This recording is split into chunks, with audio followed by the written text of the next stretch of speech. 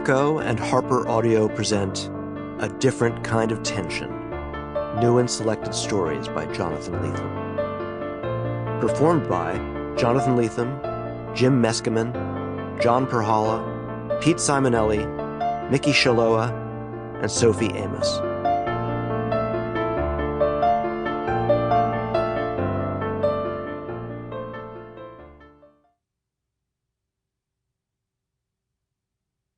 In memory of Judith Lethem and Michael Seidenberg.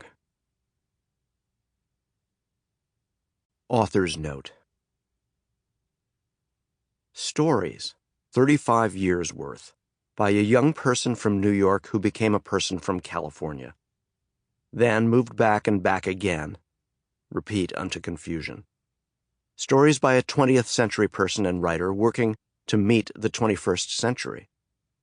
Look at how much I wrote about virtuality, drugs, talking animals, lurkers at thresholds, failed sex and romance, parented and feral children, writers, ranting, being careful what you wish for, narrators drowning without knowing it.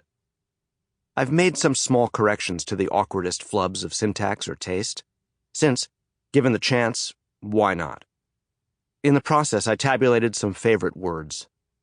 Abdicate, robot, whereabouts, occupy, fuck, nudge. Like my science fiction heroes, I accidentally predicted a few things.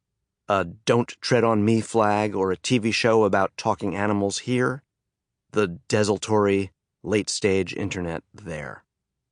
Also predicted my own later preoccupations or stylistic tendencies, as well as my becoming an older person. Like that last, most of the predictions are pretty predictable. It's humbling. The plot of this book is persistence, in making myself available to a form I'd never claimed to have mastered. Included here are 4 or 5 stories that, at the time of their writing, shone for me as clearly the best I'd done so far, better than I'd hoped. I won't say which those are. The point? Only that what I'm proud of is my commitment to the practice. Walking the Moons. "Look," says the mother of the man who was walking around the moons of Jupiter. "He's going so fast." She snickers to herself and scuttles around the journalist to a table littered with wiring tools and fragmented mechanisms. She loops a long, tangled cord over her son's intravenous tube and plugs one end into his headset, jostling him momentarily as she works it into the socket. His stride on the treadmill never falters. She runs the cord back to a modified 4-track recorder sitting in the dust of the garage floor, then picks up the recorder's microphone and switches it on. "Good morning, Mission Commander," she says. "Yes," grunts the man who, his slack jaw moving beneath the massive headset. It startles the journalist to hear the voice of the man who boom out into the tiny garage. "Interview time, Eddie." "Who?" "Mr. Caffey, Systems Magazine, remember?"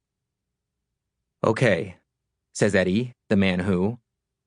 His weakened, pallid body trudges forward. He is clothed only in jockey undershorts and orthopedic sandals, and the journalist can see his heartbeat beneath the skin of his chest. The mother of smiles artificially and hands the journalist the microphone. "I'll leave you boys alone," she says. "If you need anything, just yodel."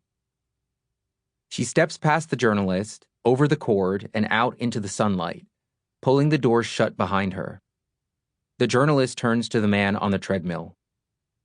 Eddie?" "Yeah." I'm Ron Caffey. Is this okay? Can you talk?" "Mr. Caffey, I've got nothing but time." The man who smacks his lips and tightens his grip on the railing before him. The tread rolls away steadily beneath his feet, taking him nowhere. The journalist covers the mic with the palm of his hand and clears his throat, then begins again. "So you're out there now. On..." Sample complete. Ready to continue?